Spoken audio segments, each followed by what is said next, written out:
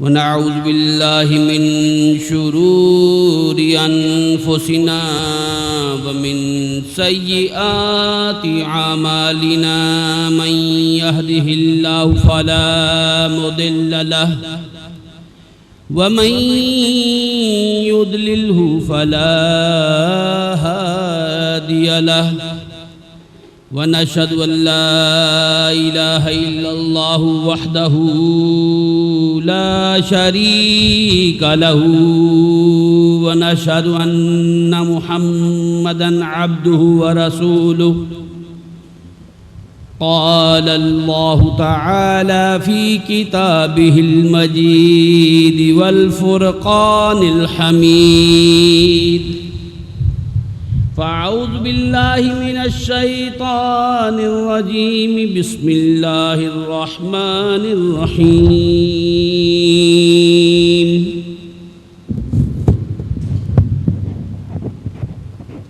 ما يلفظ من قول إلا لديه رقيب عتيد.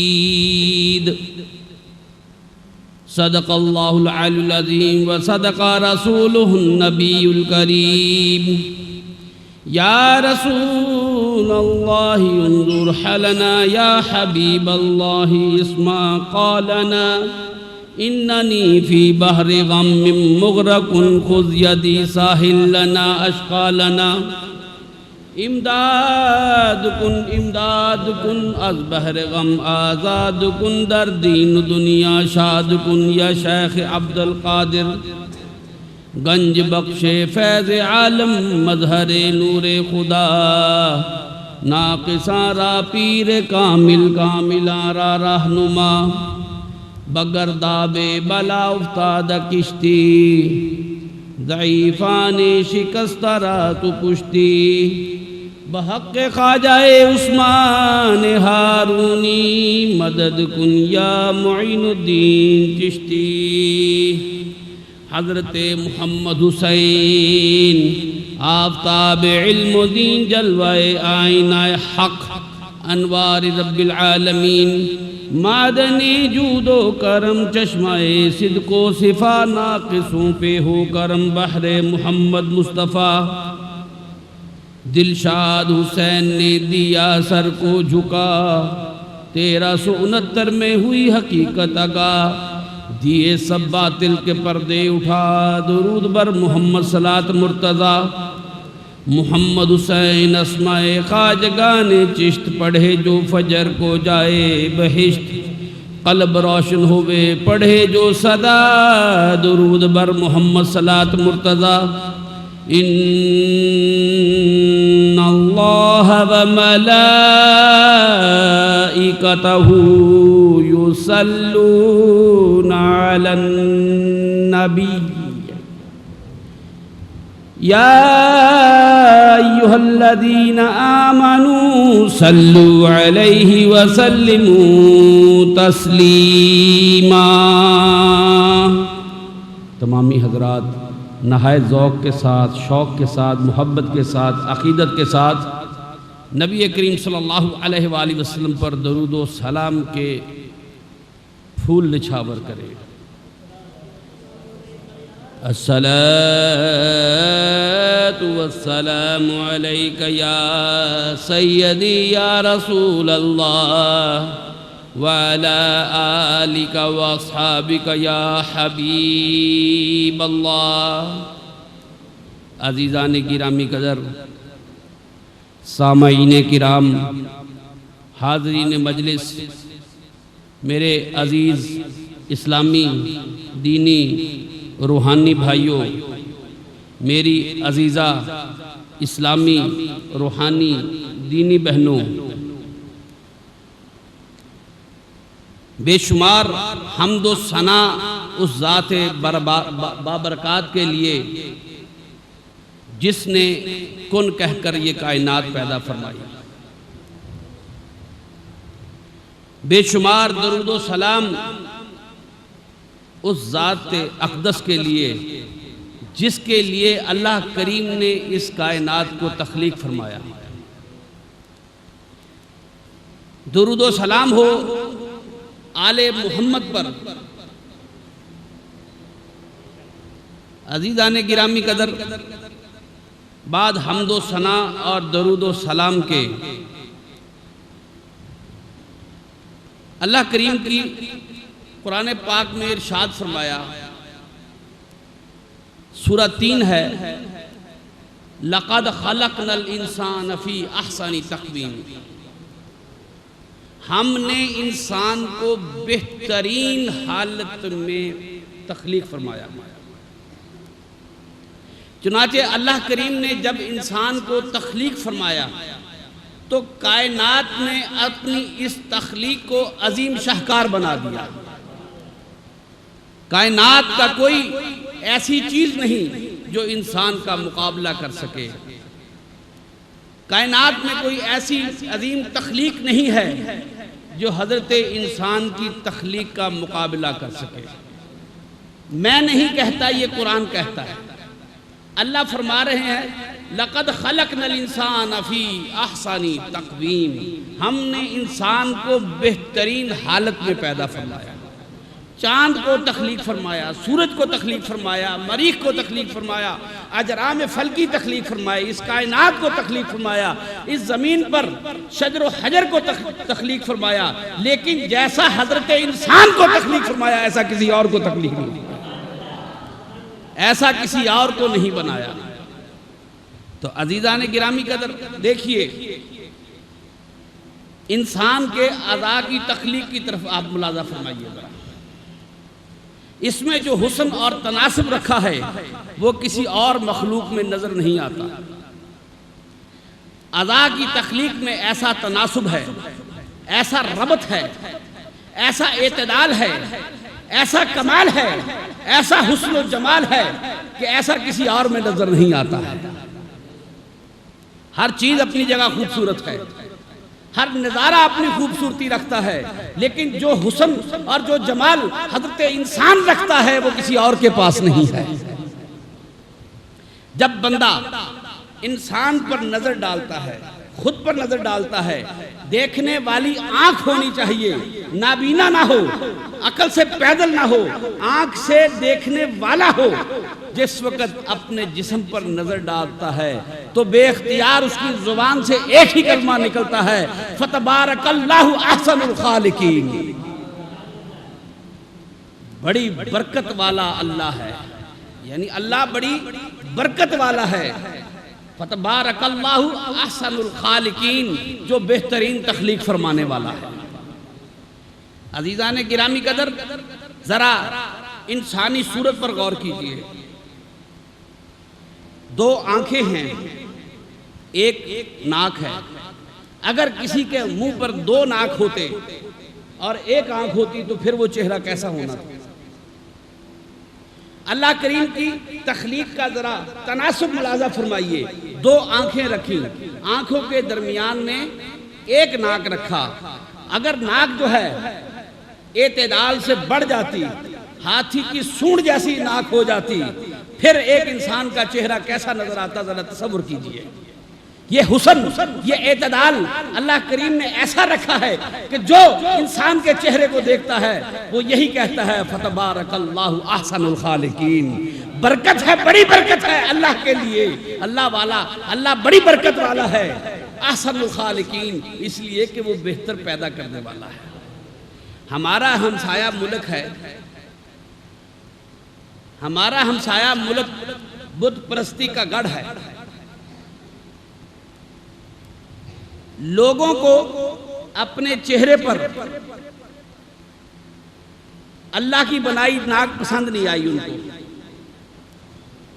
اپنے چہرے پر، انسانی چہرے پر انہیں اللہ کی بنائی ہوئی ناک پسند نہیں آئی، تو انہوں نے کیا کیا؟ جسم انسان کا اور چہرہ حیوان کا۔ ان کے ایک بت کا نام ہے گنیش، جس کا چہرہ ہاتھی کا ہے، اس کی ناک جو ہے وہ ہاتھی کی سونڈ جیسی ہے۔ اب ملاحظہ فرمائیے اللہ نے ناک کیسی بنائی اور انسان نے اپنے بت کی ناک کیسی بنا دی۔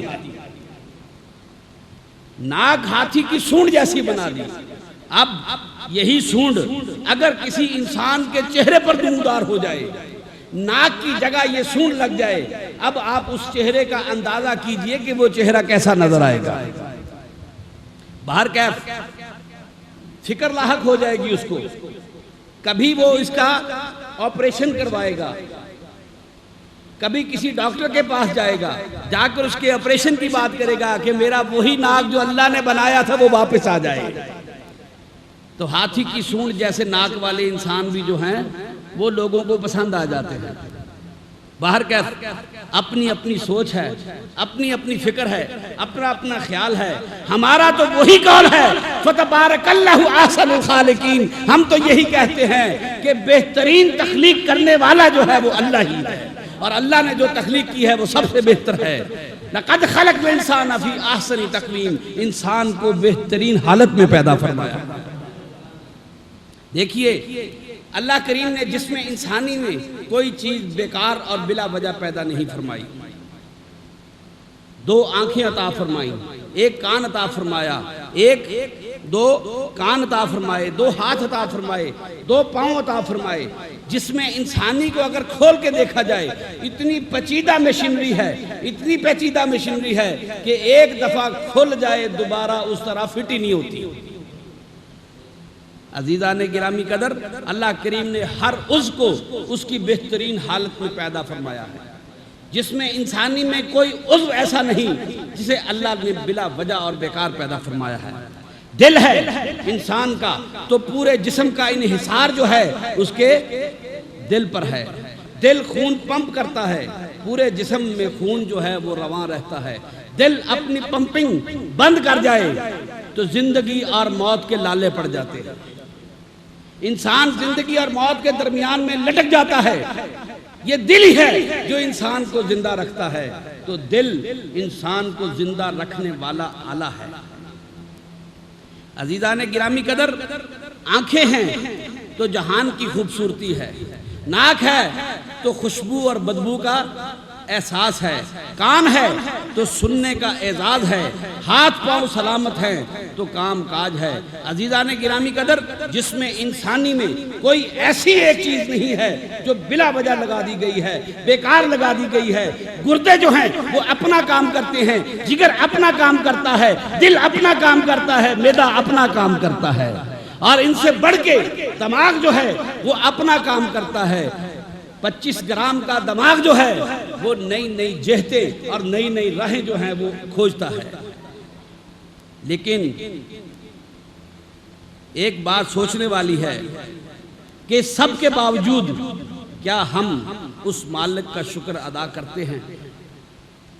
کبھی ان اعضاء کی سلامتی پر، ہاتھوں کی سلامتی پر، آنکھوں کی سلامتی پر، کانوں کی سلامتی پر، دل کی سلامتی پر، گردوں کی سلامتی پر، جگر کی سلامتی پر، پینکریس کی سلامتی پر ہم نے اللہ تبارک و تعالی جل شانہ مجدہ کا تھینک یو ادا کیا؟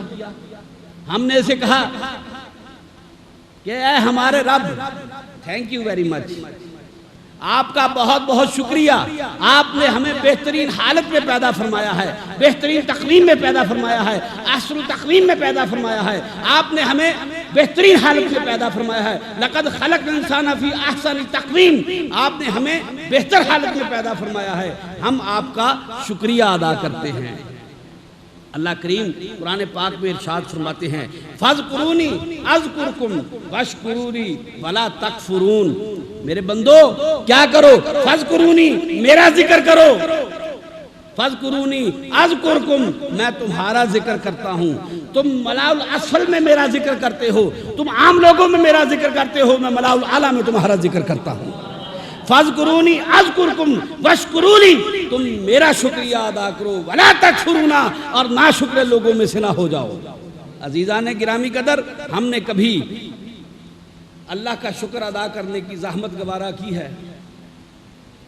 صبح کو اٹھے کبھی ہم نے اللہ کا شکر ادا کیا، یا اللہ تیرا شکر ہے تو نے ہمیں موت سے زندگی عطا فرمائی، تو نے ہمیں موت سے زندگی عطا فرمائی؟ کبھی ہم نے شکر ادا کیا یا اللہ تیرا شکر ہے رات میں کوئی ہمارا اعضاء جو ہے وہ کام نہیں چھوڑ گیا؟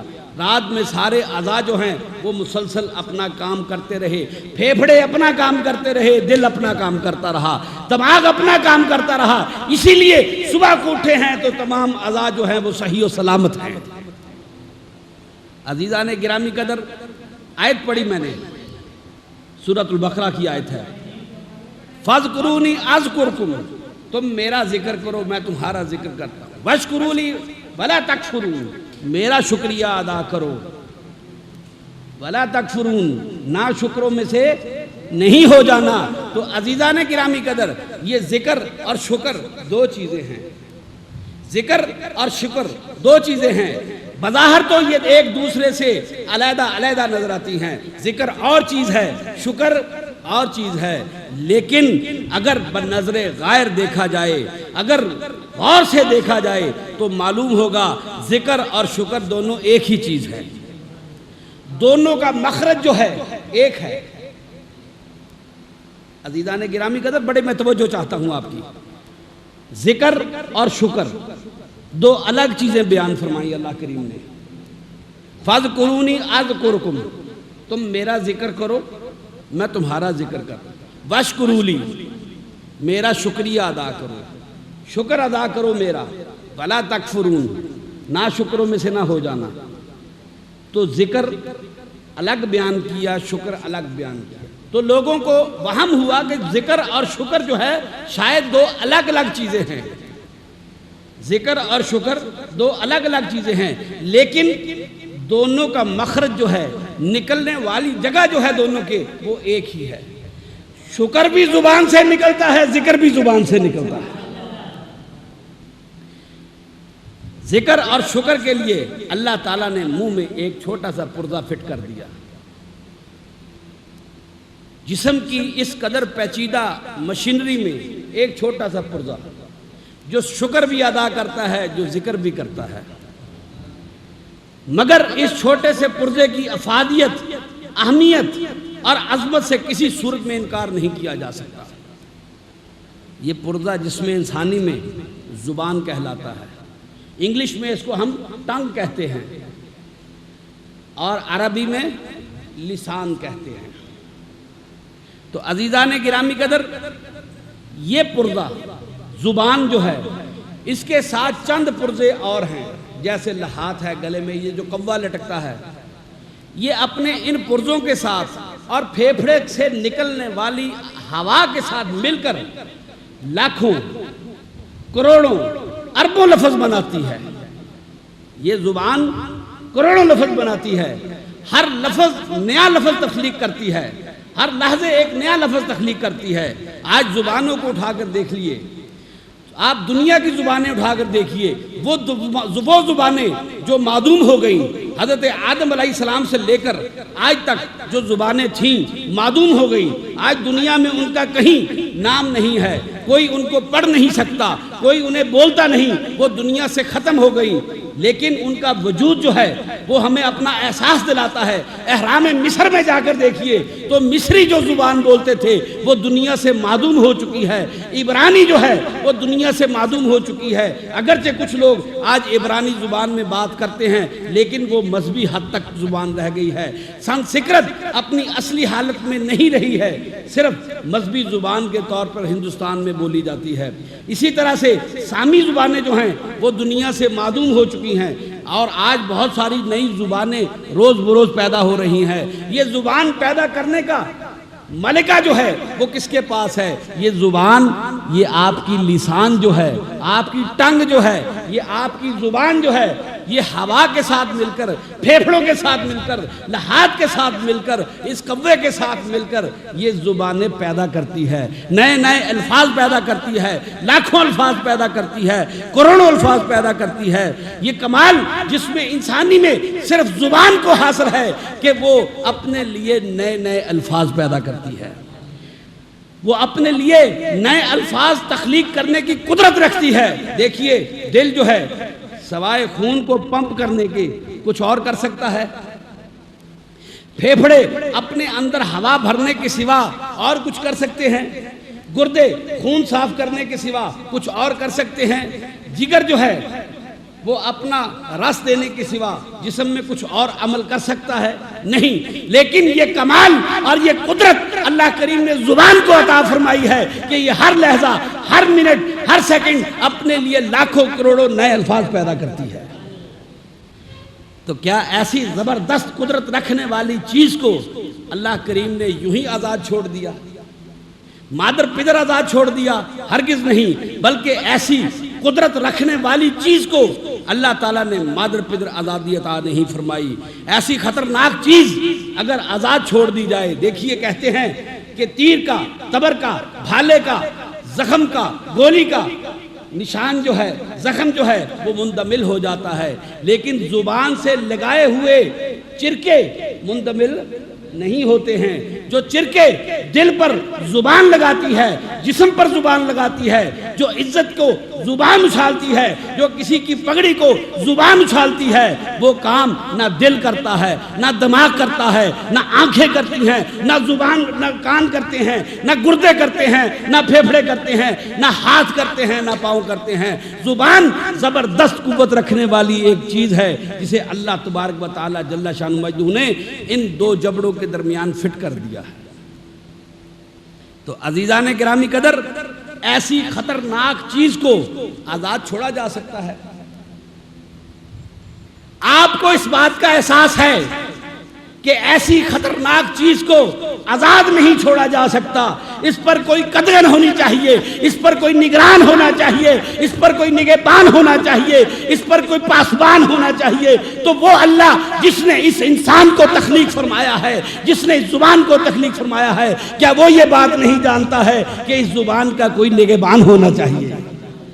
آئیے دیکھتے ہیں قرآن پاک میں ہمیں اس کے لیے کوئی آیت ملتی ہے. قرآن پاک میں ہر چیز کا بیان ہے، لیکن پڑھنے کے لیے دماغ چاہیے، سوچنے کے لیے فکر چاہیے، پڑھنے والا دل چاہیے، سمجھنے والی فکر چاہیے. تو اللہ کریم نے سورہ قاف میں ارشاد فرمایا.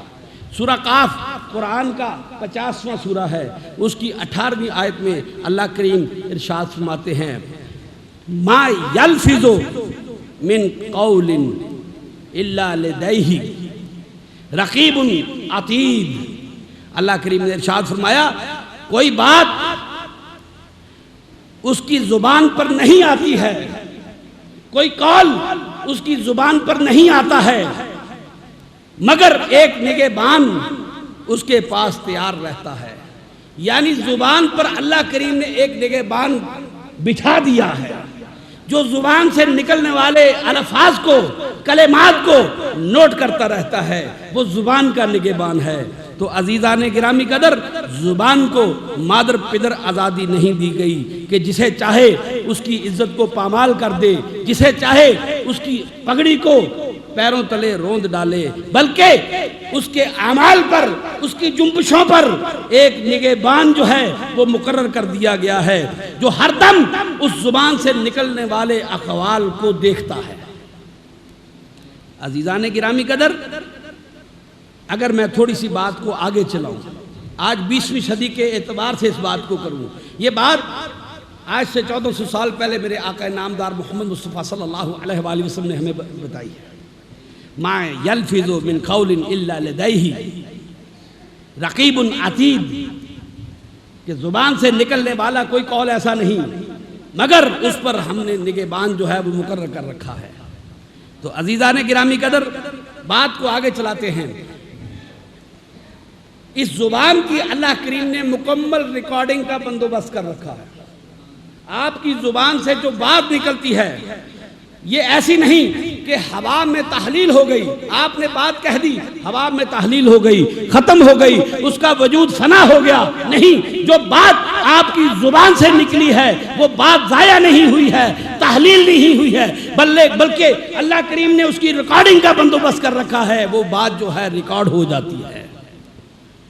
جو قول، جو لفظ، جو کلمہ زبان سے نکلتا ہے وہ ریکارڈ ہو جاتا ہے. مغربی سائنسدانوں نے قرآن کی اس آیت مبارکہ کو، سورہ قاف 50واں سورہ 18ویں آیت، جب اس سورہ مبارکہ کی اس آیت کو مغربی سائنسدانوں نے دیکھا تو تو انہوں نے کہا اس قول کو پرکھنا چاہیے، چنانچہ انہوں نے اس پر تجربات کرنے شروع کر دیے، اور پھر تجربات کرتے کرتے وہ اس مرحلے تک آ پہنچے کہ اس کائنات میں کہیں اتنا بڑا ایک ریکارڈر لگا ہوا ہے، کہیں اس کائنات میں ایک ریکارڈر فٹ کیا گیا ہے کہ جہاں پر انسانوں کی آوازیں جو ہیں ان کی زبان سے نکلنے والی آوازوں کو جو ہے وہ ریکارڈ کر لیا جاتا ہے۔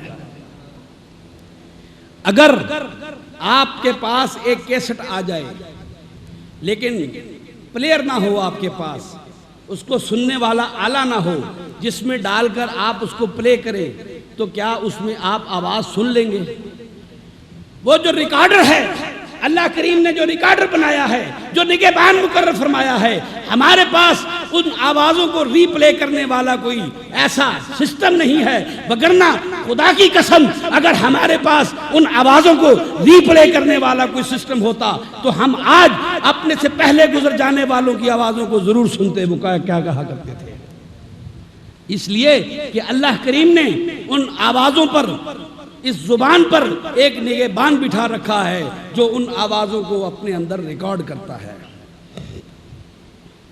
دیکھیے اسی چیز پر کام کرتے ہوئے مغربی سائنسدانوں نے کیسٹ پلیئر بنایا، کیسٹ ریکارڈر بنایا۔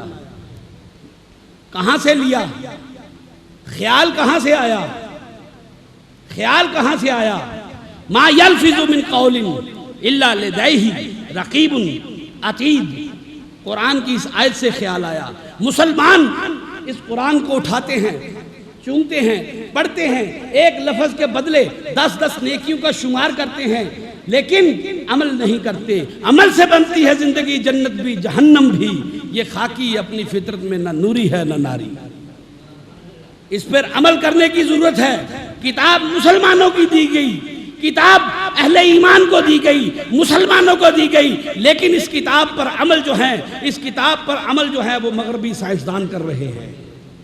اس کتاب کو زیر عمل جو ہے وہ مغربی سائنسدان لے کے آ رہے ہیں۔ تو عزیزان گرامی قدر، میرے آقا مولا محمد مصطفیٰ احمد مجتبیٰ صلی اللہ علیہ وآلہ وسلم نے 1400 سال قبل ہمیں یہ بات بتا دی کہ میرا رب فرماتا ہے ما یلفظ من قول الا لدیہ رقیب عتید، کوئی بات اس کی زبان پر نہیں آتی ہے مگر ایک نگہبان اس کے پاس ہوتا ہے جو اس کے کلمات کو ریکارڈ کرتا ہے، اس کی باقاعدہ ریکارڈنگ رکھی جاتی ہے۔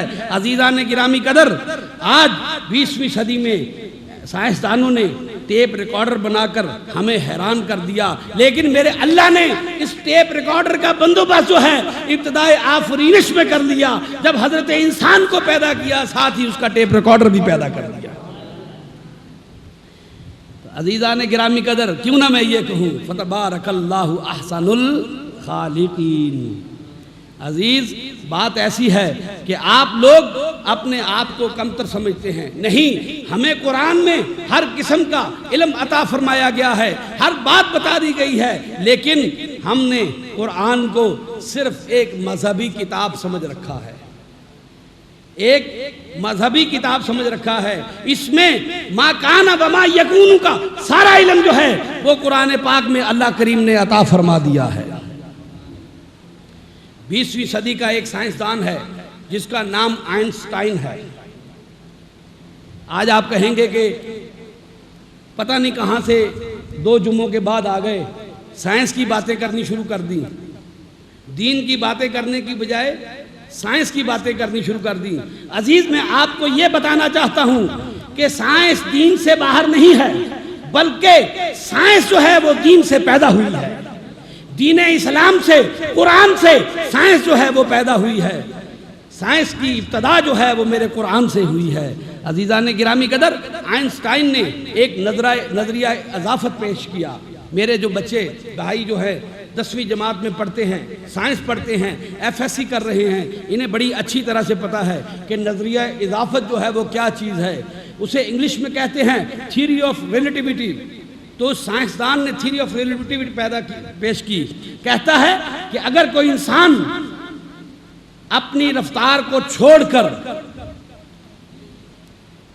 روشنی کی رفتار سے سفر کرنا شروع کر دے، ایسا ممکن نہیں، ایسا ممکن ہی نہیں۔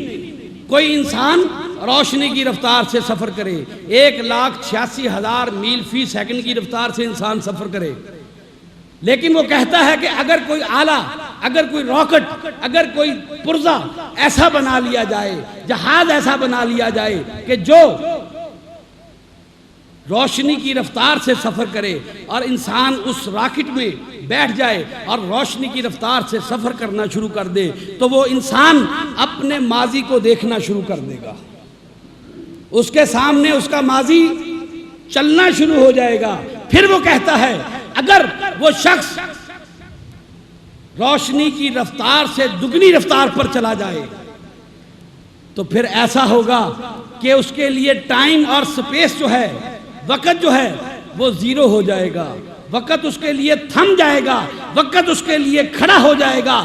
اب میں آپ کے سامنے ایک چیز پیش کرتا ہوں، سبحان الذی اسریٰ بعبدہ لیلا من المسجد الحرام الی المسجد الاقصی، پاک ہے وہ ذات جو لے گئی اپنے بندے کو مسجد حرام سے مسجد اقصی تک۔ تو عزیزان گرامی قدر، دیکھیے میرے مصطفیٰ ابتدائی رفتار کیا ہے؟ سپیڈ آف لائٹ ہے، 1,86,000 میل فی سیکنڈ ہے۔ میرے مصطفیٰ صلی اللہ علیہ وآلہ وسلم اس رفتار سے ابتدا کرتے ہیں، انتہا جو ہے وہ اللہ کو پتا ہے یا اللہ کے رسول کو پتا ہے؟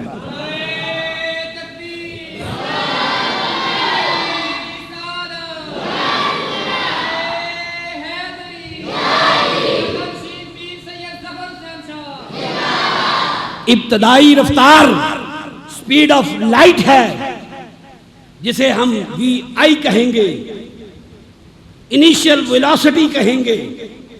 ابتدائی رفتار جو ہے 1,86,000 میل فی سیکنڈ ہے۔ اب اس کی فائنل ویلاسٹی کیا ہوگی؟ وی ایف جو ہے اس کی کیا ہوگی؟ ذرا اندازہ کیجئے، ذرا آپ اندازہ تو فرمائیے۔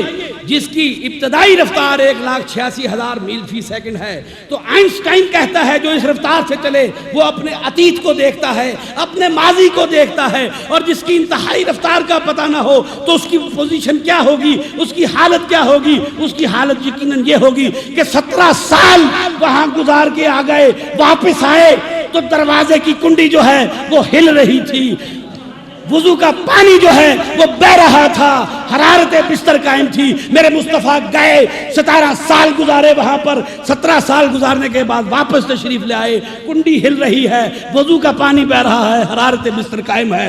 جانے کی سپیڈ 1,86,000 میل فی سیکنڈ ہے، آنے کی رفتار آپ خود اندازہ فرمائیے۔ میرے مصطفیٰ صلی اللہ علیہ وآلہ وسلم کائنات کا سفر کر کے آ گئے، کائنات کی اتھاہ گہرائیوں کو دیکھ کے آ گئے۔ سبحان الذی اسریٰ بعبدہ لیلا من المسجد الحرام الی المسجد الاقصی، کہاں پر ہے دور والی مسجد؟ یہ اللہ کو پتا ہے یا اللہ کے رسول کو پتا ہے؟ پاک ہے وہ ذات جو لے گئی اپنے بندے کو مسجد حرام سے، مکہ شریف سے، بیت اللہ شریف سے، کہاں تک؟ دور والی مسجد تک۔ جانے کی رفتار 1,86,000 میل فی سیکنڈ، اور فائنل ویلاسٹی جو ہے یا اللہ جانتا ہے یا اللہ کا رسول جانتا ہے۔ غور کیجئے نا، حضرت جبرائیل علیہ السلام کیا فرماتے ہیں؟ مولانا ظفر علی خان فرماتے ہیں، جلتے ہیں جبرائیل کے پر جس مقام پر، جبرائیل کی رفتار بھی وہ نہیں ہو سکتی جو میرے مصطفیٰ کی رفتار تھی۔ کہا کہ اگر ایک بال برابر آگے چلا جاؤں تو میرے پر جو ہیں جل کے خاکستر ہو جائیں گے۔ عزیزان گرامی قدر، جانے کی رفتار انیشیل ویلاسٹی 1,86,000 میل فی سیکنڈ، اور فائنل ویلاسٹی جو ہے اس کا اندازہ آپ خود فرما لیجئے۔ تو میرے آقا نامدار محمد مصطفیٰ صلی اللہ علیہ وآلہ وسلم اس تمام سفر میں ما زاغ البصر رہے، کہیں پر آپ کی آنکھوں میں جھپک نہیں آئی ہے، کہیں پر آپ کی آنکھیں جو ہیں وہ موند نہیں گئی ہیں، بند نہیں ہوئی ہیں، بلکہ میرے مصطفیٰ اپنی آنکھوں سے دیکھتے رہے۔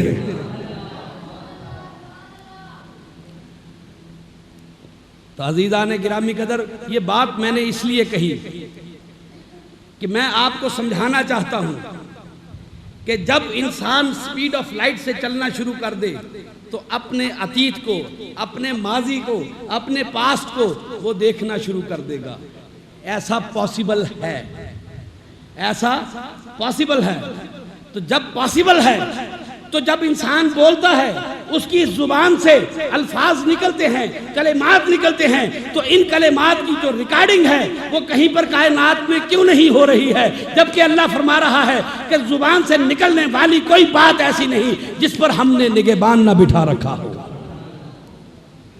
تو عزیزان گرامی قدر، جب آپ کی زبان سے نکلنے والی ہر بات جو ہے وہ ریکارڈ ہو رہی ہے، تو اللہ کریم سورہ بقرہ آیت نمبر 152 میں ارشاد فرماتا ہے، فَاذْكُرُونِي أَذْكُرْكُمْ وَاشْكُرُوا لِي وَلَا تَكْفُرُونَ، میرا ذکر کرو، میرا شکر کرو، میں تمہارا ذکر کرتا ہوں، نا شکروں میں سے نہ ہو جانا۔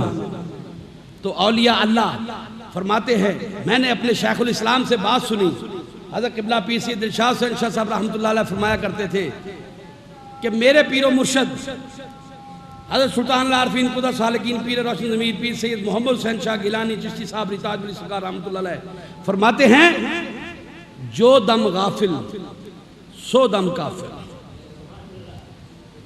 جس گھڑی زبان اللہ کے ذکر سے غافل ہوتی ہے، وہ گھڑی، وہ لحظہ، وہ سیکنڈ غفلت میں گزر گیا۔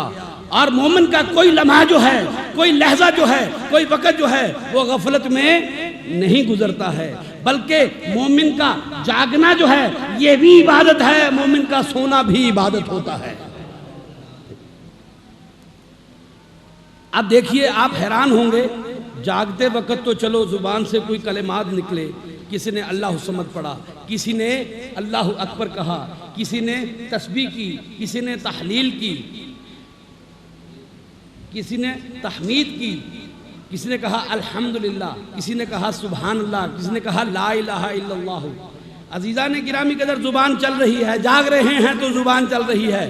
جاگنا جو ہے وہ تو عبادت میں شمار ہوا، لیکن سونا جو ہے وہ عبادت میں شمار کیسا ہوگا؟ وہ ایسے عبادت میں شمار ہوگا، مومن سونے سے قبل جب ذکر الہی کر کے سوئے گا تو جتنی دیر وہ سوئے گا وہ ذکر الہی جو ہے وہ جاری و ساری رہے گا، اور فرشتے اس کا وہ عمل لکھتے رہیں گے۔ مومن کا جاگنا عبادت، مومن کا سونا عبادت۔ تو اللہ کی نعمتوں پر کس کس بات کا شکر ادا کرو گے؟ فَبِأَيِّ آلَاءِ رَبِّكُمَا تُكَذِّبَانِ، وہ کون سی ایسی نعمتیں ہیں جنہیں تم جھٹلاؤ گے؟ آنکھوں کو جھٹلا دو۔ آنکھیں اللہ کی نعمت ہیں یا نہیں؟ لوگ کہتے ہیں، نابینا لوگ کہتے ہیں، اکھیاں والے ہو، اکھیاں بڑیاں نعمت میں، کہتے ہیں نا، یعنی آنکھوں والو، آنکھیں بڑی نعمت ہیں، کان بڑی نعمت ہیں، زبان کا ذائقہ بڑی نعمت ہے، یہ آپ کا سونگنا جو ہے یہ بڑی نعمت ہے، دل کا حرکت کرنا بڑی نعمت ہے۔ یہ تو نعمتیں ساری آپ کے ساتھ ہیں، لیکن ذرا سوچئے ان نعمتوں کے بارے میں، سوچئے جو آپ کھاتے ہیں، جو آپ پیتے ہیں، جو آپ سونگتے ہیں۔ پھر اس کے بعد جس ہوا کے بارے میں سوچئے جس میں آکسیجن ہے، جس ہوا میں آپ آکسیجن میں سانس لیتے ہیں، اگر کاربن ڈائی آکسائیڈ کی مقدار بڑھ جائے، کاربن مونو آکسائیڈ کی مقدار بڑھ جائے تو انسان کی موت ہو جاتی ہے۔ تو عزیزان گرامی قدر، اللہ کریم نے اس کے لیے یہ ہمیں درخت عطا فرما دیے، کہ فرمایا کہ یہ جو درخت ہیں یہ دن میں آکسیجن پیدا کرتے ہیں، کاربن ڈائی آکسائیڈ کو اپنے اندر جذب کرتے ہیں۔ اسی لیے اہل اسلام کے جنگ کے قانون میں سب سے بڑی بات جو ہے وہ یہ ہے کہ درخت نہیں کاٹے جائیں گے، درخت کاٹے نہیں جائیں گے، پانی کے کنویں زہریلے نہیں کیے جائیں گے، پھر اس کے بعد فصلوں کو نقصان نہیں پہنچایا جائے گا، بوڑھے لوگوں کو نقصان نہیں پہنچایا جائے گا، بچوں پر ہاتھ نہیں اٹھایا جائے گا، عورتوں پر ظلم نہیں کیا جائے گا، عورتوں کو امان دی جائے گی، سوائے ان لوگوں کے جو حربی ہیں، جو آپ کے ساتھ جنگ کرتے ہیں، ہر کسی کو آپ سلامتی دیں گے۔ یہ لوگ جو آج خون بہاتے ہیں، خون کی ندیاں بہاتے ہیں، خون ریزی کرتے ہیں، اور پھر اس محمد رسول اللہ صلی اللہ علیہ وآلہ وسلم کا، اس رسول کا کلمہ پڑھتے ہیں جس رسول کی زبان سے یہ بات نکلی ہے کہ یہ درخت جو آکسیجن پیدا کرتے ہیں، یہ درخت جو سایہ دیتے ہیں، ان درختوں کو کاٹا نہیں جائے گا، یہ درخت پھل دیتے ہیں، پھلدار درختوں کو نقصان نہیں پہنچایا جائے گا۔ انسان تو انسان، میرے رسول رحمت ایسا رسول رحمت ہے کہ درختوں پر رسول رحمت ہے، پانیوں کے سورس پر رسول رحمت ہے، بچوں پر رسول رحمت ہے۔ عزیزان گرامی قدر، آپ ذرا سوچئے، آپ کی زبان سے نکلنے والے کلمات جو ہیں وہ کسی کے دل کو چھیل تو نہیں رہے، کسی کی تکلیف تو نہیں دے رہے۔ آپ کی زبان کیا کہتی ہے؟ جو آپ کی زبان سے کلمہ نکلتا ہے وہ کائنات میں کہیں نہ کہیں ریکارڈ ہو جاتا ہے، اور پھر جب وقت آخر آئے گا، حشر کا میدان ہوگا، آپ کا حساب ہوگا، ہمارا حساب ہوگا، ہم سب اس وقت اللہ تعالیٰ کے سامنے موجود ہوں گے۔ وہاں پر پوچھا جائے گا فلاں وقت تم نے یہ بات کہی تھی، بندہ کیا کہے گا؟ جھوٹ بولے گا۔ اس وقت یہ ریکارڈنگ، یہ نگہبان اس کے سامنے آ جائے گا اور بتا دے گا فلاں وقت، فلاں دن، فلاں تاریخ، فلاں گھنٹے میں، فلاں منٹ میں تو نے فلاں شخص کے دل آزاری کی تھی، فلاں شخص کی دل آزاری کی تھی۔ تو عزیزان گرامی قدر، نبی کریم صلی اللہ علیہ وآلہ وسلم کی اس بات کو یاد کیجئے، مسلم شریف کی اس حدیث کو یاد کیجئے۔ آپ نے ارشاد فرمایا، میرے صحابیوں تم جانتے ہو کہ مفلس شخص کون ہوتا ہے؟ مفلس شخص کون ہوتا ہے؟ تو صحابیوں نے عرض کی، یا رسول اللہ، جس کے پاس متاع نہ ہو، جس کے پاس مال نہ ہو، جس کے پاس دراہم نہ ہو، جس کے پاس درہم نہ ہو، پیسے نہ ہو، مال نہ ہو، متاع نہ ہو۔ تو نبی کریم صلی اللہ علیہ وآلہ وسلم نے فرمایا، نہیں، وہ شخص مفلس نہیں ہے، میری امت کا مفلس وہ شخص ہے جو روزے سے، نماز سے لدا پھندا ہوا آئے، اور پھر جب وہ اللہ کے سامنے پیش ہو تو کوئی بندہ اس کی شکایت لے کر آئے تو اس کے لیے حکم ہو کہ اس کے اعمال میں سے اعمال نکال کے اس شخص کے اعمال میں داخل کر دو۔ اس کی نمازیں گھٹتی جائیں، اس کے روزوں کے عمل جو ہیں وہ گھٹتے جائیں، بالآخر ایسا ہو کہ وہاں پر کچھ باقی نہ رہے۔ اس وقت شکایت کنندگان کی تعداد و دستور برقرار رہے کہ یا رب العالمین، اس نے مجھے گالی دی، اس نے مجھے یہ کہا، اس نے میری دل آزاری کی، زبان سے میرا دل دکھایا۔ اس وقت کیا ہوگا؟ اس وقت یہ ہوگا کہ اس شخص کے، شکایت کنندہ کے اعمال سیاہ میں سے اعمال نکال کے اس شخص کے اعمال میں داخل فرما دو۔ سرکار دو عالم صلی اللہ علیہ وسلم نے فرمایا کہ پھر اللہ تعالیٰ حکم دیں گے کہ اس شخص کو اوندے منہ جہنم میں پھینک دو۔ آپ صلی اللہ علیہ وسلم نے ارشاد فرمایا، وہ شخص میری امت کا مفلس ترین شخص ہوگا۔ عزیزان گرامی قدر، آپ اپنی زبان کو ذکر کے لیے استعمال کیجئے، شکر کے لیے استعمال کیجئے، ایک کلمہ اپنا لیجئے، زندگی بھر اسی کو وظیفے کے طور پر استعمال کیجئے۔ لوگ پوچھتے ہیں اس میں اعظم کیا چیز ہے؟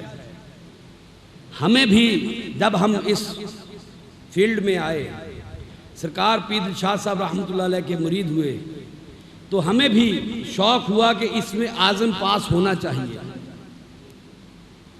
بھئی اس میں اعظم ایسی چیز ہے، آپ اس میں اعظم پڑھیں، ہر مشکل آسان، آپ اس میں اعظم پڑھیں، آپ پر ہر مشکل آسان۔ تو اس میں اعظم ہونا چاہیے نا۔ تو اس میں اعظم کی تلاش ہوئی، مختلف کتب تصوف جو تھی ان میں دیکھا، کسی نے کسی اسم کو اسم اعظم کہا، کسی نے کسی کلمہ کو اسم اعظم کہا، کسی نے تحلیل کو اسم اعظم کہا، کسی نے تسبیح کو اسم اعظم کہا، کسی نے اسم جلالت کو اسم اعظم کہا، کسی نے تحمید کو اسم اعظم کہا۔ عزیزان گرامی قدر، کوئی ایک بات جب ٹک نہ سکی، جب ایک بات مل نہ سکی، تو میں اپنے شیخ الاسلام کے پاس آیا، اپنے پیر و مرشد کے پاس آیا، حضرت شیخ الاسلام پیر طریقت راہبر شریعت شہباز منازل طریقت عارف رموز معرفت عارف باللہ حضرت پیر سید دلشاد حسین شاہ گیلانی چشتی صابری تاج ولی سرکار رحمت اللہ علیہ کے پاس آیا۔ میں نے عرض کی، شیخ اس میں اعظم کیا چیز ہے؟ آپ مسکرائے، فرمایا کیا ضرورت پیش آ گئی؟ فرماتے ہیں کیا ضرورت پیش آ گئی؟ میں نے کہا حضور سنا ہے کہ اسم اعظم ہر بلا کو رد کرنے والا ہوتا ہے، اسم اعظم ہر تکلیف کو دور کرنے والا ہوتا ہے، اسم اعظم وہ ہوتا ہے جس سے بندہ اللہ کی قربت کو اختیار کر لیتا ہے۔ تو میرے شیخ نے چھوٹی سی ایک بات کہی، آپ کے سامنے پیش کرتا چلتا ہوں۔ آپ فرماتے ہیں ہر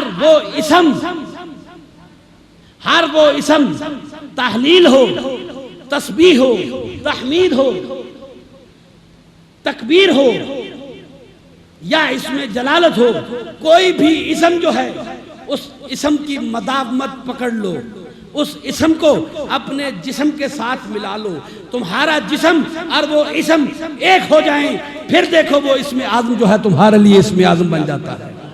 اسی لیے ہر ولی کا اسم اعظم اور تھا، ہر اللہ کے دوست کا اسم اعظم اور تھا۔ کوئی اللہ کے ولی کسی ایک اسم اعظم پر جو ہے اسم پر اتفاق نہیں کیا، انہوں نے ہر ولی کا اسم اعظم اپنا ہوتا ہے۔ شرط اس کے لیے یہ ہے کہ اس میں مداومت کی جائے، اس میں بندہ دائمی قائم ہو جائے، ہمیشہ دائم قائم ہو جائے، ہمیشہ کے لیے اس وسیلے کو پسند کر لے۔ ذکر خفی ہو یا ذکر جلی ہو، ذکر انفرادی ہو یا ذکر اجتماعی ہو، یہ تمام ذکر جو ہیں ذکر کے زمرے میں ہی آتے ہیں۔ آپ ذکر خفی پسند کرتے ہیں، کچھ طبیعتیں ایسی ہوتی ہیں جو ذکر خفی کو پسند کرتی ہیں، آہستہ آہستہ بولتے ہیں، دھیمی دھیمی آواز میں بولتے ہیں، ان کے لیے ذکر خفی ٹھیک ہے۔ ذکر خفی کیا ہے؟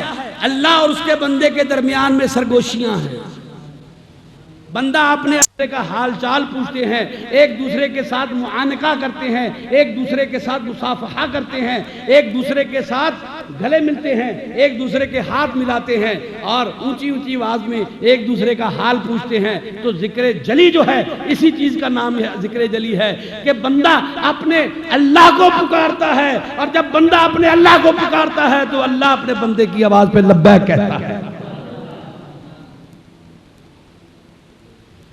حضرت جبرائیل علیہ السلام، بات تھوڑی سی لمبی ہو جائے گی، حضرت جبرائیل علیہ السلام نے آواز سنی کہ اللہ کریم نے ارشاد فرمایا لبیک یا عبدی، لبیک یا عبدی، اے میرے بندے میں حاضر ہوں۔ حضرت جبرائیل علیہ السلام سدرۃ المنتہا سے اترے، پوری دنیا کا چکر لگایا، دیکھوں کہاں میرے رب کو یاد کرنے والا بندہ ہے، کس بندے نے میرے رب کو پکارا ہے، کس اللہ کے بندے نے رب کو پکارا ہے کہ اللہ نے اپنے بندے کی آواز پر یہ کہا لبیک یا عبدی۔ کوئی بندہ ایسا نظر نہ آیا، کوئی بندہ ایسا نظر نہ آیا۔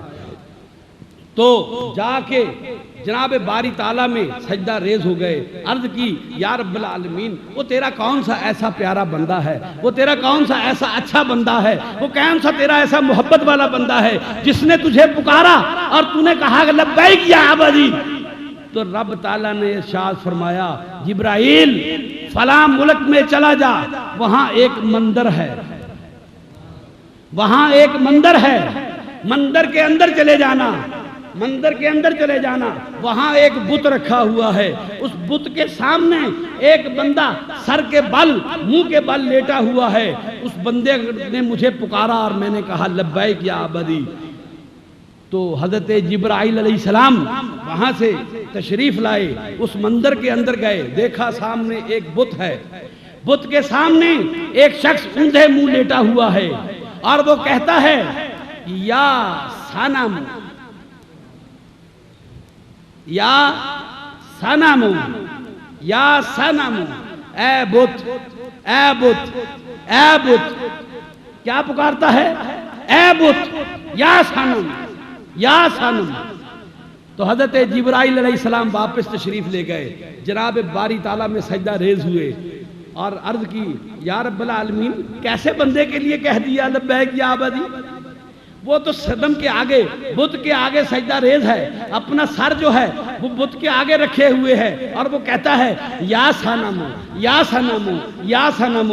تو جناب باری تعالیٰ سے آواز آتی ہے اے جبرائیل اس بندے کو ذرا نیند کی جھونک آئی، نیند کا ذرا غوطہ آیا، اس نے کہا یا صنموں کی بجائے اس نے کہا یا صمدو، یا صمدو، یا صمدو اس کی زبان سے نکلنا تھا کہ میں نے اسی وقت کہا لبیک یا عبدی، تو حضرت جبرائیل علیہ السلام پھر سجدہ ریز ہوئے، عرض کرتے ہیں یا رب العالمین وہ تو دھوکے سے زبان سے نکل گیا، وہ تو غلطی سے زبان سے نکل گیا، نیند کی جھونک میں اس کی زبان سے یا صمدو نکل گیا۔ تو فرمانے لگے، رب تعالیٰ نے فرمایا اے جبرائیل 70 سال یہ بندہ اس بت کے سامنے لیٹ کر یہ کہتا رہا یا صنمو یا صنمو یا صنمو، 70 سال اس نے اس کی بات کا جواب نہیں دیا، لیکن ایک بار اس نے کہا یا صمدو، اگر میں اس کی بات کا جواب نہ دیتا پھر مجھ میں اور اس بت میں کیا فرق رہ جاتا۔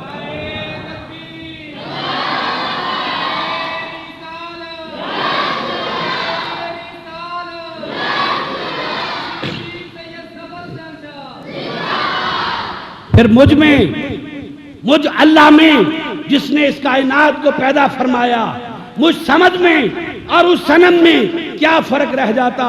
بے شک میں جانتا تھا کہ اس نے مجھے نیند کی جھونک میں پکارا ہے، کہنا وہ یہی چاہتا تھا یا صنمو، لیکن زبان نے تھوڑا سا جھٹکا کھایا اور صنم کی جگہ سے یا صمدو نکلا۔ جیسے یا صمدو نکلا تو میں نے کہا لبیک یا عبدی، اس لیے کہ صمد اور صنم میں فرق ہونا چاہیے۔ تو عزیزان گرامی قدر، ذکر جلی کیا ہے؟ بندہ اپنے رب کو پکارتا ہے، جیسا دوست سے باتیں کرتا ہے، کھلی باتیں ہوتی ہیں، جلی باتیں ہوتی ہیں، ساری دنیا سنتی ہے۔ تو اس نے پکارا یا صمدو، تو اللہ نے فرما دیا لبیک یا عبدی۔ تو ذکر خفی اور پھر ذکر جلی، پھر ذکر انفرادی ہوتا ہے جس میں بندہ اکیلا اپنے رب کے ساتھ ہوتا ہے، پھر ایک ذکر اجتماعی ہوتا ہے جو سب کے ساتھ مل کے کرتا ہے۔ یہ اولیاء اللہ، یہ پیران طریقت، یہ جو بٹھا کر آپ کو تحلیل کا آپ کو ورد کراتے ہیں، لا الہ الا اللہ کا ورد کراتے ہیں، ذکر جلی کے ساتھ ذکر کراتے ہیں، یہ کیا ہے؟ یہ نہیں کہ اللہ کو سنائی نہیں دیتا، اللہ کو سب سنائی دیتا ہے۔ آپ ذکر خفی کریں، دل میں ذکر کریں، زبان سے ذکر کریں، اللہ کو سنائی دیتا ہے، لیکن ذکر جلی جو ہے وہ اس لیے ہے تاکہ سن کے کوئی اور بندہ ہمارے ذکر میں شامل ہو جائے۔ ذکر انفرادی اکیلے ذکر کرنے کا نام ہے۔ یہ جو ہم سنتیں پڑھتے ہیں، یہ جو ہم نفل ادا کرتے ہیں، یہ ذکر انفرادی ہے۔ اب ذکر اجتماعی کی بات کرتے ہیں کہ ذکر اجتماعی کیا چیز ہوتا ہے۔ یہ جو ہم فرض نماز پڑھنے کے لیے مسجد میں آتے ہیں، جماعت کے ساتھ فرض نماز پڑھتے ہیں، یہ کیا چیز ہے؟ ذکر اجتماعی ہے۔ عزیزان گرامی قدر، ذکر اجتماعی کیا جائے، ذکر انفرادی کیا جائے، ذکر خفی کیا جائے، ذکر جلی کیا جائے، ہر ذکر جو ہے انسان کو برائی سے روکتا ہے، ہر ذکر جو ہے انسان کو برائی سے دور کر دیتا ہے۔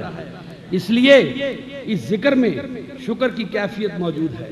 جب آپ ذکر جلی کرتے ہیں، جب آپ تحلیل کرتے ہیں لا الہ الا اللہ، لا الہ الا اللہ، لا الہ الا اللہ، تو کیا ہے؟ اس میں اللہ کا آپ ذکر کرتے ہیں، جو ذکر کرتے ہوئے شکر ساتھ شامل ہو گیا۔ تو عزیزان گرامی قدر، سبحان اللہ کہتے ہیں، تسبیح کرتے ہیں، تو عزیزان گرامی قدر ذکر کے ساتھ شکر شامل ہو گیا۔ استغفار پڑھتے ہیں، استغفر اللہ کہتے ہیں، تو ذکر کے ساتھ آپ کا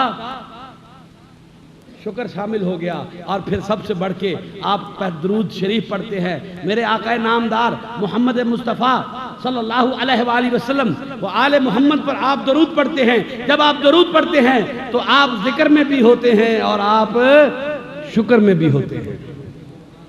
تو اپنی کیفیت کو تبدیل فرمائیے، اپنی کیفیت کو تبدیل فرمائیے۔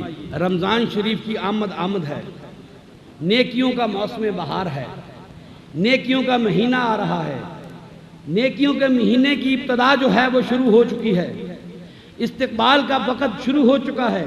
آپ اپنی تیاری کیجئے، روزے رکھیے، تحلیل کیجئے، تسبیح کیجئے، تحمید کیجئے، تکبیر کیجئے، کچھ بھی کیجئے، درود شریف پڑھیے، زیادہ سے زیادہ درود پڑھیے، قرآن پاک پڑھیے، اور پھر اس کو سمجھ کے پڑھیے کہ اللہ آپ سے کہنا کیا چاہتا ہے، اور اس دوران میں اپنی زبان کو کنٹرول میں رکھیے۔ کہ بزرگان دین سے میں نے سنا کہ روزوں میں ایک روزہ جو ہے، روزہ کس چیز کا نام ہے؟ رک جانے کا۔ روزہ کس چیز کا نام ہے؟ رک جانے کا۔ ہر وہ چیز جو آپ پر حلال تھی اب کیا ہو گئی؟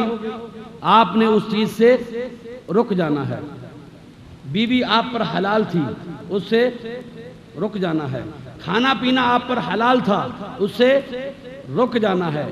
تو عزیزان گرامی قدر، بزرگان دین اور اولیاء اللہ سے میں نے سنا، اللہ تعالیٰ نے مجھے ان کی محافل میں بیٹھنے کا شرف عطا فرمایا۔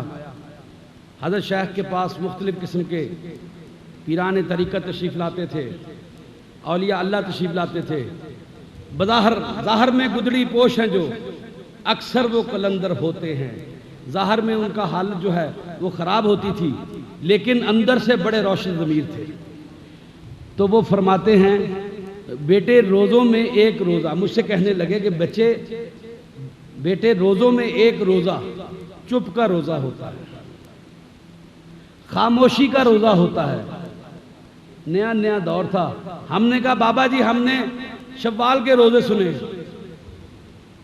ہم نے رمضان کے روزے رکھے، ہم نے شعبان کے روزے سنے، رمضان کے روزے سنے، شوال کے روزے سنے۔ یہ اب چپ کا روزہ آپ نے ایک نیا روزہ نکال لیا، چپ کا روزہ نیا روزہ نکال لیا، اور یہ جو ہے یہ تو بدعت ہے، یہ بدعت ہے۔ تو ان بزرگ نے مجھے کہا کہ نہیں، ہرگز نہیں۔ سرکار دو عالم صلی اللہ علیہ وآلہ وسلم کی اس حدیث کو یاد کرو، سرکار نے فرمایا اپنی زبان کو خاموش رکھو، او کما قال رسول اللہ صلی اللہ علیہ وسلم۔ یہ زبان ہے جس کی وجہ سے بہت سارے لوگ جو ہیں وہ جہنم میں جائیں گے۔ تو آپ فرماتے ہیں کہ بیٹے یہ چپ کا روزہ جو ہے یہ بڑا ضروری ہے۔ تو جب آخری دور حضرت قبلہ عالم شیخ الاسلام میرے پیر و مرشد کا آیا تو سرکار ایک دن مجھے فرمانے لگے میرا دل یہ چاہتا ہے کہ میں کسی سے بات نہ کروں، میں کسی سے بات نہ کروں، کوئی مجھے نہ بلائے، کسی کو میں نہ بلاؤں۔ میں نے کہا حضور کیوں؟ آپ نے فرمایا خاموشی ہزار نعمت ہوتی ہے۔ مسئلہ کیا تھا کہ جس مقام پر آپ پہنچ چکے تھے وہ مقام ایسا تھا جو عام آدمیوں کے بس کی بات نہیں تھی۔ خاصاں دی گل اما آگے نہیں مناسب کرنی، تو درویش جو ہیں وہ اس صورت میں چپ کا روزہ رکھ لیتے ہیں، پھر وہ بولتے نہیں، خاموش رہتے ہیں، ان کی زبان سے کوئی کلمہ نہیں نکلتا، بس چھوٹی سی بات نکلے گی، ہاں یا نہ، ہاں یا نہ۔ میں آپ کو مثال یہاں پر دیتا ہوں، الحمدللہ رب العالمین ہمارے اس گاؤں میں مثال موجود ہے۔ یہاں پر پیر صابر شاہ صاحب ہیں، اللہ ان کی حیاتی کرے، نہیں بولتے، کسی سے نہیں بات کرتے، خاموش رہتے ہیں۔ یہ کیا ہے؟ یہ چپ کا روزہ ہے، یہ خاموشی کا روزہ ہے، چپ کا روزہ ہے۔ اگر آپ کے سامنے وہ باتیں بیان کرنی شروع کر دی جائیں، جو باتیں دیکھ رہا ہے درویش، جو باتیں دیکھ رہا ہے، جس مقام سے گزر رہا ہے، آپ کے سامنے پیش کر دیا جائے تو یقین جانیے آپ تو اسے پتھر مار مار کر مار دیں گے۔ کہا منصور نے ایک دعویٰ کیا زبان سے، چپ کے روزے کی بات کر رہا ہوں، زبان سے دعویٰ کیا ان الحق کا۔ تو میرے شیخ ایک بات فرمایا کرتے تھے، تھا تو حق حق، دی گئی منصور کو ترک ادب پہ پھانسی، دی گئی منصور کو ترک ادب پہ سولی، تھا تو حق حق لیکن ایک لفظ گستاخانہ تھا، تھا تو حق حق لیکن لفظ گستاخانہ تھا۔ تو ان الحق جب کہا تو سولی چڑھنا پڑ گیا، تو عزیزان گرامی قدر، خاموشی ہزار نعمت ہوتی ہے۔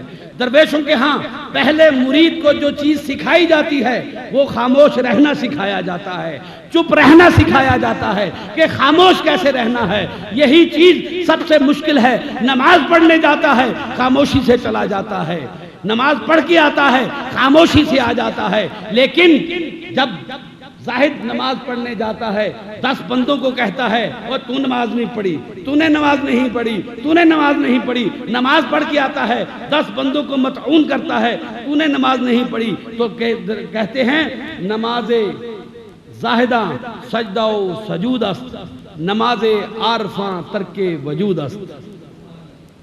زاہدوں کی نماز جو ہوتی ہے وہ سجدے اور سجود ہوتے ہیں، رکوع ہوتے ہیں، سجدے ہوتے ہیں، وہ صرف سجدے کر رہے ہوتے ہیں، لیکن عارفوں کی جو نماز ہوتی ہے وہ اپنے وجود کا ترک ہوتا ہے، وہ اپنے وجود کو چھوڑ کر نماز پڑھتے ہیں۔ کیسے؟ یہ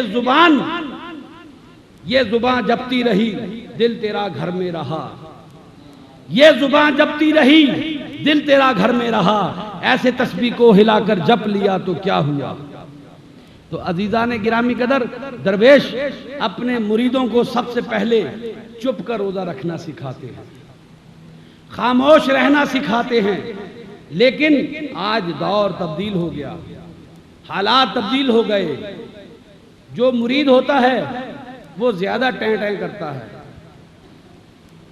وہ زیادہ باتیں کرتا ہے، بجائے اس کے کہ وہ خاموش ہو جائے، اپنے دل کو ذکر رسول میں لگائے۔ بابا جی پیر دلشاد صاحب رحمۃ اللہ فرماتے ہیں، ذکر نبی میں آنکھ جو دیکھے، ذکر نبی میں آنکھ جو دیکھے، میری زبان وہ پڑھتی ہے۔ میں ذکر نبی کرتا ہوں، میرے ذکر نبی کرنے سے میری آنکھ جو دیکھتی ہے، ذکر نبی میں آنکھ جو دیکھے، میری زبان وہ پڑھتی ہے۔ محفل میں آ جاتے ہیں وہ ورد محمد کرتی ہے۔ سرکار جب سامنے آ جاتے ہیں تو پھر ورد محمد شروع ہو جاتا ہے۔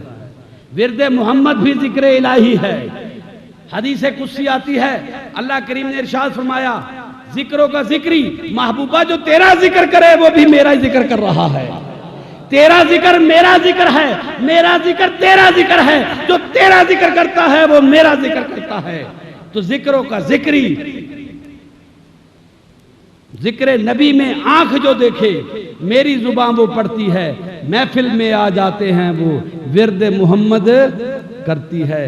تو آپ مرید کو یہ چاہیے کہ درود شریف پڑھے، مرید کو یہ چاہیے کہ وہ ذکر نبی کرے، مرید کو یہ چاہیے کہ وہ ذکر رسول کرے، مرید کو یہ چاہیے کہ وہ ذکر الہی کرے، اللہ کا ذکر کرے، تسبیح کرے، تحلیل کرے، تکبیر کرے، کچھ پڑھے ضرور، لیکن یہاں جو مردود ہوتا ہے وہ اس کی زبان ٹیں ٹیں کرنا شروع کر دیتی ہے، اس کی زبان گز بھر لمبی ہو جاتی ہے، اور زبان کی انہی جنبشوں کی وجہ سے لوگ جو ہیں، زبان کی انہی قدر بیونی کی وجہ سے لوگ جو ہیں، جیسے کینچی جو ہے کپڑے کو کاٹتی ہے، جیسے کینچی کاغذ کو کاٹ کے اس کے چھوٹے چھوٹے ٹکڑے کر دیتی ہے، قطر بیونیاں جو ہیں، کینچی کی زبان کی قطر بیونیاں جو ہیں، یہ انسان کو جہنم میں لے جانے کا سبب بن جاتی ہے۔ عزیزان گرامی قدر، رمضان شریف کا مہینے کی آمد ہے، اور اگلا جمعہ انشاءاللہ رمضان شریف کا پہلا جمعہ ہوگا۔ تو میں آپ لوگوں سے صرف یہی گزارش کروں گا کہ روزے کی حالت میں آپ پانی سے رک جاتے ہو، روٹی سے رک جاتے ہو، سالن سے رک جاتے ہو، پھلوں سے رک جاتے ہو، اور اس کی کھانے والی نعمتوں سے رک جاتے ہو، بیوی سے رک جاتے ہو، تو لیکن زبان سے نہیں رکتے، زبان سے نہیں رکتے۔ زبان جھوٹ بول رہی ہے، زبان غیبت کر رہی ہے، زبان ایک دوسرے کے خلاف باتیں کر رہی ہے، زبان سے نہیں رکتے، تو آپ کے نماز پڑھنے کا، روزہ رکھنے کا کوئی فائدہ نہیں۔ یہ زبان جب تک ذکر الہی سے تر نہ ہو، یہ زبان جب تک ذکر رسول سے تر نہ ہو، یہ زبان جب تک ذکر اہل بیت سے تر نہ ہو، اس زبان کا فائدہ نہیں ہے۔ اس زبان میں، مسلمان کے منہ میں اس زبان میں اور یہودی کے منہ میں اس زبان میں کوئی فرق نہیں ہے۔ اگر یہ زبان غیبت سے نہیں رکتی ہے، اگر یہ زبان جھوٹ سے نہیں رکتی ہے، اگر یہ زبان برائی سے نہیں رکتی ہے، تو عزیزان گرامی قدر، آپ اس رمضان شریف میں اپنی زبان کی جنبشوں کو کم کیجئے، زبان کا روزہ رکھیے، چپ کا روزہ رکھیے، پھر دیکھیے آپ کے ساتھ کیسا معاملہ ہوتا ہے۔ حضرت بی بی فضہ رضی اللہ تعالیٰ عنہ، حضرت بی بی فاطمہ سلام اللہ علیہا کی لونڈی ہے، آپ نے باتیں کرنی چھوڑ دی۔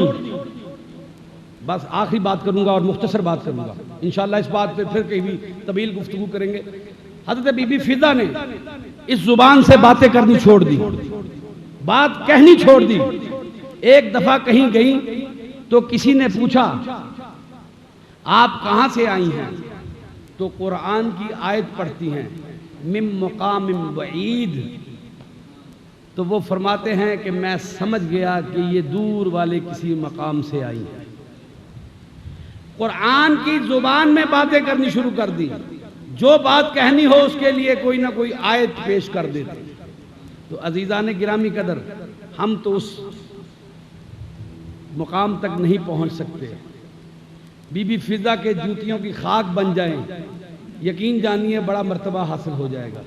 لیکن آپ لوگوں سے درخواست یہ کروں گا کہ شعبان کے آخری ایام ہیں، اپنی زبان کی جنبشوں کو کم کیجئے، اپنی زبان کی حرکات کو کم کیجئے۔ اگر کوئی بندہ آپ کو کہتا ہے، برا کہتا ہے، گالی دیتا ہے، تو آپ ان سے کہیے قالو سلام،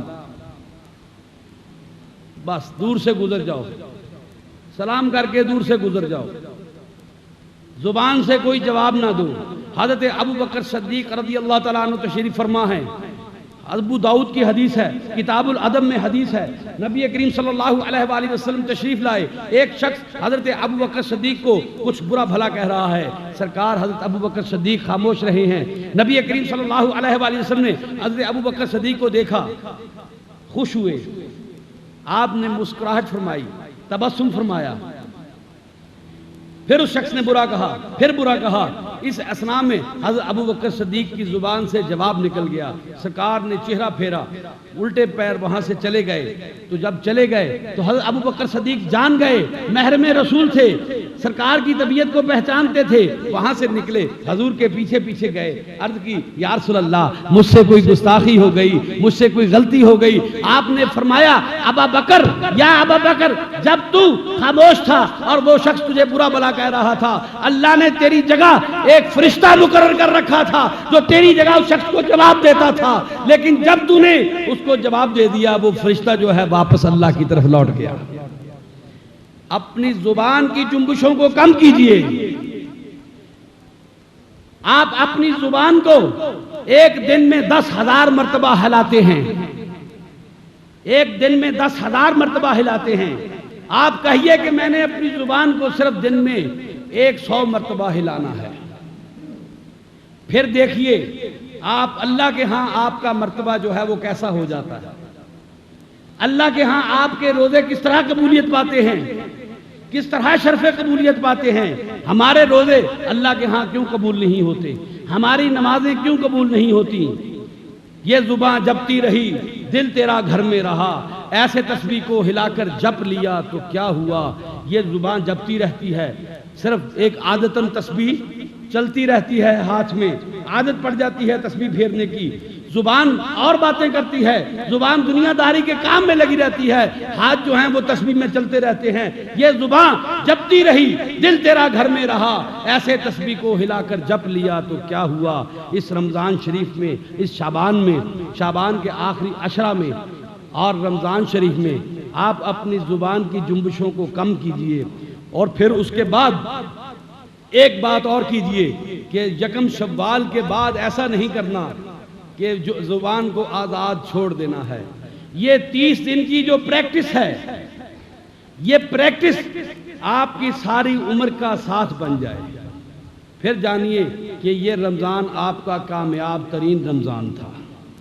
یہ رمضان مبارک جو آپ پر آنے والا ہے، یہ آپ کی زندگی کا بہترین رمضان ثابت ہوگا، آپ کی زندگی کا کامیاب ترین رمضان ثابت ہوگا۔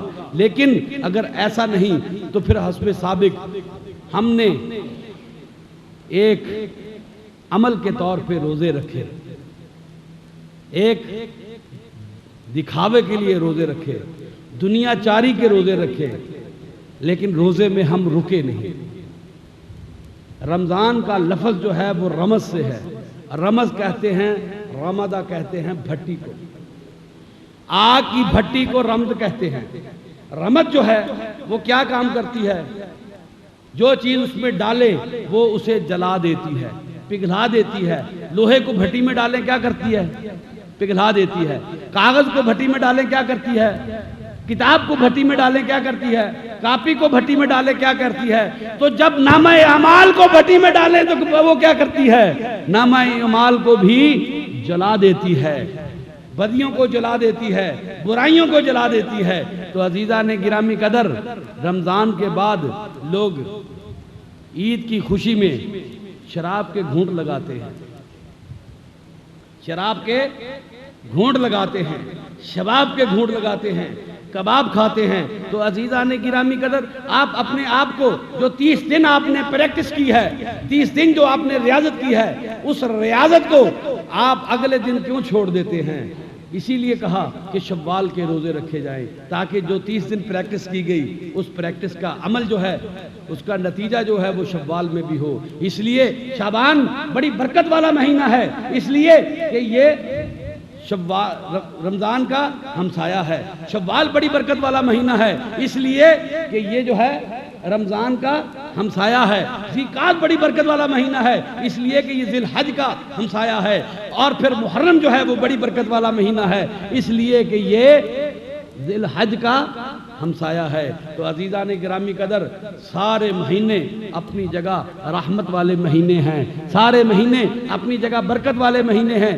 شرط اس کے لیے یہی ہے کہ جو رمضان شریف میں آپ نے پریکٹس کی ہے، جو ریاضت کی ہے، جو آپ نے اپنے جسم کو روکا ہے، اس کو 11 مہینے جو ہے وہ آپ نے امپلیمنٹ کرنا ہے۔ تو آپ کے ساتھ درخواست یہی ہے کہ اپنی زبانوں کی جنبشوں کو کنٹرول کیجئے، کم کیجئے، تو انشاءاللہ العزیز دنیا میں بھی خیر ہوگی اور آخرت میں بھی خیر ہوگی، قبر میں بھی خیر ہوگی، پل صراط پر بھی خیر ہوگی، میزان پہ بھی خیر ہوگی۔ اور پھر جب سرکار دو عالم صلی اللہ علیہ وآلہ وسلم کے سامنے آپ کی حضوری ہوگی تو آپ یہ نہیں کہیں گے تو غنی از ہر دو عالم من فقیر، روز محشر عذر ہائے من پذیر، گر تو میں بینی حسابم ناگزیر، از نگاہ مصطفیٰ پنہا بگیر۔ اگر حساب لینا ضروری ہے تو سرکار دو عالم صلی اللہ علیہ وآلہ وسلم کی آنکھوں سے کہیں دور لے جا کر میرا حساب لینا۔ تو آپ دوستوں سے یہی گزارش ہے کہ اپنی زبان کو کنٹرول کیجئے۔ یہ رمضان ہمیں میسج یہ دیتا ہے کہ اپنی زبان کو کنٹرول فرمائیے، تو انشاءاللہ آپ کا یہ رمضان آپ کی زندگی کا بہترین رمضان ہوگا۔ اللہ کریم ہمیں سیدھے رستے پر چلنے کی توفیق عطا فرمائے۔ وآخر دعوانا الحمدللہ رب العالمین۔